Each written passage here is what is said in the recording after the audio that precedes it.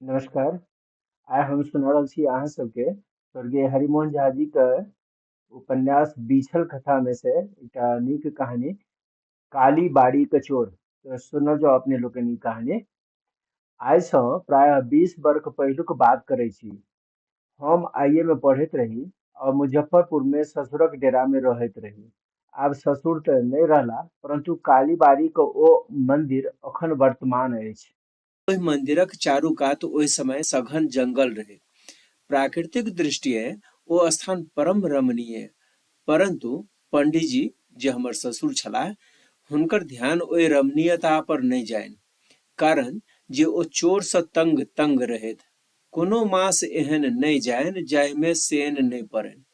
कहियो जाग भऽ जानि तऽ चोर परा जाय, कहियो ओकरा पैर लगै तऽ सब किछु हंसोइत कऽ लऽ जानि।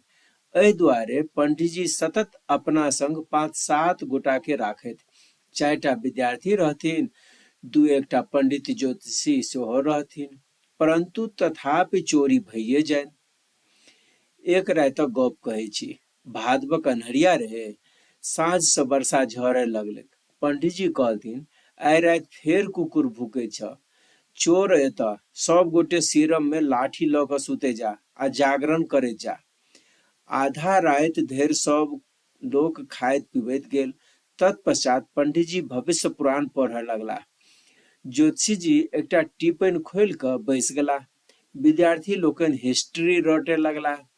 कोन समय हिनका लोकनिक आँखि बंद भऽ गेलनि से पता नहि, परंतु भिनसर में जखन आँखि खुजलनि तऽ देखै छै जे पुबरिया छड़दवाली के बीचो बीच सँ उषाक लालिमा अपन प्रकाश फेंक रहल अछि आ डेरा के कपड़ा लत्ता बर्तन बासन सब गायब अछि। आंगन में एक कात ऐंठ थारी बाटी पड़ल रहे, सेहो सबटा पार। असगनी पर से सबक धोती कुर्ता उतारि कऽ लऽ गेलै। ज्योतिषी के अंगपोछा आ बटुआ सिरमे में रहनि, सेहो लऽ गेलनि। लोक पहिरत से धोती नहि, जएह वास्तु ताकय सएह नहि भेटै। कतेक दिन धरि लोक पाते पर खाइत रहल। सब वस्तु जुटबैत जुटबैत कतेक दिन लागि गेलै। आब लोक और विशेष रूप से सतर्क रहे लागल। राति में ड्यूटी बटा गेल। 12 बजे राति धरि पंडित जी भविष्य पुराण बाँचैत, तत्पश्चात ज्योतिषी जी के जगबाक भार होइन आ 3 बजे राति पर्यंत टिप्पण बनाबैत। तदंतर विद्यार्थी लोकनि के उठा देथिन। विद्यार्थी सब जोर जोर से पढ़ैत पढ़ैत भोर कऽ दैत। यह क्रम चले लागल। आसिनक इजोरिया आबि गेल। ज्योतिषी जी के कोजागरा के भार पठेबाक रहनि। ओ सब दिन क सरैयागंज सँ कोनो न कोनो वस्तु नेने अबैत आ अपना कोठरी में जमा केने जाइत। थोड़बे दिन में ज्योतिषी जी के कोठरी मेवा मखान तथा कपड़ा लत्ता से भरि गेलनि। ज्योतिषी जी सदिखन अपना कोठरी में ताला लगोने रहैत। भीतर जाइत तो खोलि कऽ जाइत आ बहराइत तो पुनः ताला बंद कऽ कऽ खूब नीक जकाँ झकझोरि कऽ देख लेल करैत। कुंजी बराबर डारे में रखथिन। पूर्णिमा के 2 दिन बाकी रहे। ज्योतिषी जी के चोरक आशंका से राति के नींद नहि पड़नि। जहां कुकुरक भूकब सुनैत कि जोर से मंत्र पढ़े लागैत, कार्तिक चौरान नासे नासे। 2 बजे रातिक करीब ज्योतिषी जी लघी करय बाहर गेला। एक लीची के झोंझ में हुनकर लघुशंका के स्थान रहनि। ज्योतिषी जी जहिना ओहि झोंझ में बैसला कि देखै छै 4टा चोर हुनका कोठरी भीत में सेन दऽ रहल अछि। डरक मारे ज्योतिषी जी के प्राण सुखा गेलनि। लघी की करता, हाथ में गिलास थर थर कपैत बैसल रहला। तावत एक चोर सेन दऽ कऽ कोठरी के भीतर पैसि गेलनि। ज्योतिषी जी के सौंसे देह भुलकऽ लगलनि। चाहलनि जे गर्द करी चोर चोर, परंतु लाखों यत्न कला पर कंठ से शब्द नहि बाहर भऽ सकलनि। व्यंजनक कोन कथा स्वरो नहि फुटलनि। ताबत चोर मखानक चंगेरा लऽ कऽ बहरायल। ठहाठ इजोरिया में उज्जर मखान चिन्हवा में कनेको भांगठ नहि रहलनि। हाय हाय, ओसारा पर 7 गोटा सुतल छथि और बंद कोठरी में की भऽ रहल अछि से ककरो खबर नहि। विद्यार्थी में सबसे बेसी कठमस्त रहथिन लंबोदर झा। ज्योतिषी जी एक बेर अपन समस्त शक्ति बटोरि चिचिएला, हौ लंबोदर, सातो अक्षर कंठक भीतरे रह गेलन, केवल जिह्वा और ठोर पटपटा कर रह गेलन। तावत चोर काठक संदूकची ल क बाहर भेल। एहिमे जोशी जी के एक मास सँ कोजागरा के कपड़ा लत्ता जोगा क सैठे छलाह। जोशी जी पुनः जोर लगौलनि, हौ लंबोदर, संदूकची नेने जाइ छ। परंतु कंठ से शब्द स्फुटित नहीं भेलनि। देखैत देखैत जोशी जी के आंखि के सामने एक एकटा वस्तु बाहर भ गेलनि।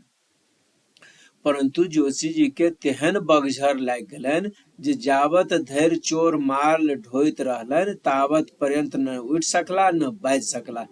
केवल भीतरे भीतर हो लंबोदर छाता नेने जाइ छ, हो लंबोदर कंतौर नेने जाइ छ।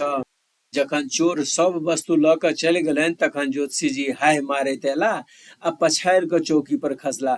रौ डकुबा सब तो सब सुतले रह गेले और हमरा लूटि क ल गेल। कोठरी खोलि क देखल गेल त चोर ओहि में विश्व बंधन पर्यंत नहीं छोड़ने छलनि। ज्योतिषी जी ओंघरनिया देवे लगला आ क्रम से सब हाल कहि सुनौलथिन। विद्यार्थी सब कहलकनि, दुइये डेग त आंगन छल, आबि क हमरा सबके कियाक नहीं उठा देलहुं। ज्योतिषी जी कनित कल्पित बजला, हमरा कर्म के किदन केने छल, ओहि काल जेना हाथ पैर में लकवा मारि देलक। पंडित जी पूछलथिन, अहाँ के आंखि के सामने सबटा वस्तु ढो क ल गेल आ अहाँ के गर्द नहीं क्या भेल। ज्योतिषी जी कुहरैत कुहरैत कहलथिन, की कहै छी, ओहि काल तेहन गरा बकोर लागि गेल जे एको बेर कंठे नहीं फूजल। ई सार कंठ तेहन गोंग भ गेल जे की कहू। ई कहैत ज्योतिषी जी अपना कंठ के काटक हेतु उद्यत भ गेला। पंडित जी के एकटा भागिन एलथिन, मुनि जी। हुनका सदिखन नाके पर पित्त रहनि। ओ सर्वदा सबसँ असंतुष्टे रहथि। हुनका बुधियारक बेसी दावा रहनि। कहलथिन, मामा, सुनै छी एहिठाम चोर बड़ उपद्रव करैत अछि आ अहाँ लोकनि बुते पार नहीं लगैत अछि। हम आबि गेलहुं, देखू कोना चोर पकड़ै छी। मुनि जी एक मजबूत सिपाही के अपना बासा में लऽ अयला। सिपाही जी तीन वस्तु के हरदम सिटैत रहथि, मोछ, मुरेठा और लाठी। हुनका अयला से लोक के बहुत भौर भेलै। जहां कुकुर भुकै कि मुनि जी सिपाही के कहथिन, सिपाही जी बंदूक बाहर करू, बाहर चोर ठाढ़ अछि। सिपाही जी मोछ पर ताव दैत कहथिन, चलू हम पिस्तौल लऽ कऽ चलै छी। तखन मुनि जी जोत से सुना कऽ कहथिन, लंबोदर तू भाला लऽ कऽ, हम गरासे लऽ लै छी। ज्योतिषी जी अहाँ बरछा लऽ लिअ। परंतु ई सब केवल चोर के सुनावा लेल होय। वस्तुतः डेरा में लाठी छोड़ि और कोनो वस्तु नहीं रहे आ सेहो चलेबाक हाल केवल सिपाहिये जीटा जनैत। एक रातिक घटना आइ धरि नहीं बिसरैत अछि। जार काला के राति रहे, प्रायः पूस मास। करीब 2 बजे रात के एकाएक पंडित जी कोठरी में टीन हड़बड़ा उठलनि। मुनि जी धरफड़ा के उठला आ सिपाही जी जोर से छरपि क चलला। सब लोग लाठी नेने पछुआड़ दिस दौड़ल। जोशी जी लालटेन लेने दौड़ला, परंतु तेहन बसात चलैत रहे जे चौकट से बाहर होते लालटेन मिझा गेलै। चारू कात अन्हार कुप के हाथ नहीं सुझैत। पछुआर में एकटा तारक गाछ रहे। जहिना लोक लाठी लऽ कऽ पहुंचल कि ओ हरहरा उठले।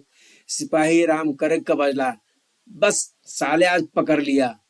मुनि जी विद्यार्थी सबके लड़कारा देत कहलथिन, चारू कात से तार के घेर ले जा। सार जता कतऽ। पंडित जी कहलथिन, सब गोटे खूब सावधान रह, एहन नहीं हो जे ऊपरे से छरप के भाग जाओ। ज्योतिषी जी पुनः लालटेन लेस क आने लगला, परंतु ओ अबैत अबैत बाटे में मिझा गेलनि। मुनि जी बजला, कोनो हर्ज नहीं, आब रातिये कते छै, एक पहर में फरिच भऽ जायत। सब गोटे एहिठाम घेर क बैसे जा आ रामायण गबैत जा। सिपाही जी रामायणी रहैत उठौलनि, जय सुमिरत सिद्धि होय आ संपूर्ण मंडली संग देबऽ लागल।